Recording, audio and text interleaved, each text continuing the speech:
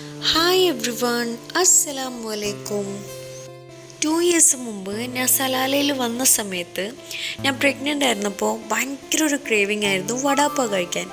അങ്ങനെ കൊതിച്ചിരിക്കുന്ന സമയത്ത് ഹസ്ബൻഡ് കണ്ടുപിടിച്ച് കൊണ്ടുവന്ന ഒരു ഹോട്ടൽ, ഗുജറാത്തി ഹോട്ടലിലേക്കാണ് ഞാനിപ്പോൾ പോയിക്കൊണ്ടിരിക്കുന്നത്.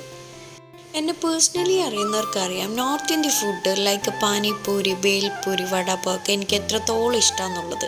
ഞാൻ വീട്ടിൽ നിന്ന് ഉണ്ടാക്കാറുണ്ട്. ഇപ്പോൾ ഉണ്ടാക്കുന്ന ഐറ്റംസ് ഒന്നും വീട്ടിലില്ലാത്തതുകൊണ്ട് മാത്രം പോയിട്ട് വാങ്ങുന്നത്.